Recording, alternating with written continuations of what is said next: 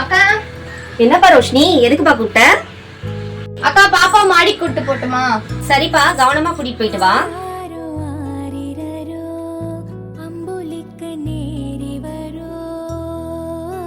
ரோஷினி, என்னக்காச்சு? ஏன் இப்படி சத்தம் போடுறீங்க?